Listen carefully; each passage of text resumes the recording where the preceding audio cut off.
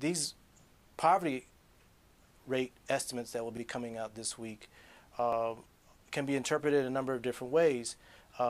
They're slightly higher both because we've had the worst job market that we've seen in 30 years, but also because a lot of the federal government's cash transfer programs that were designed to reduce poverty, especially during business cycle downturns, have been significantly weakened. So, for example, cash assistance programs to families, which we used to call Aid to Families with Dependent Children, or AFDC, that we now call TANF, Temporary Aid to Needy Families.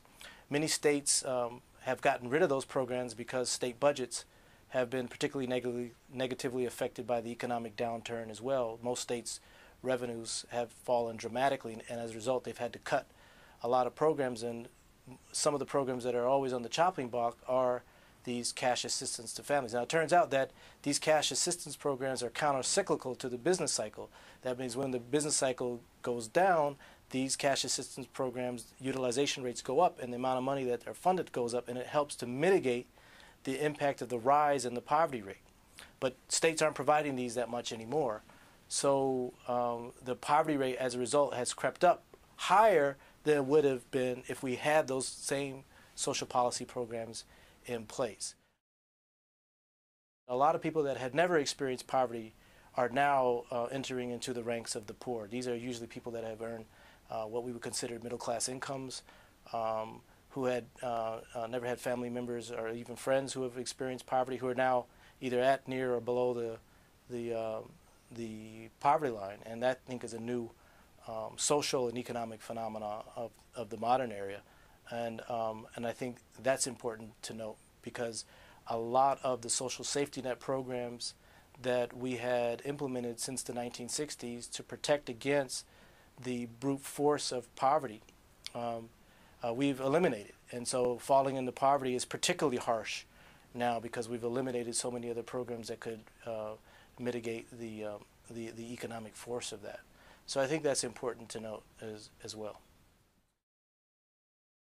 For various different demographic groups in society, these poverty rates are going to look a lot different. For example, African American poverty rates, and to a lesser extent Latino poverty rates, have been historically somewhere between 2 to 2.5 times that of white. So the average that the census will report is about 15.1% for the nation as a whole. Probably be about 8-9% poverty rates for whites, but the poverty rates for African Americans and Latinos could be up near 34, 35, 36%, which means that about a third or more of African Americans and Latinos will be in poverty.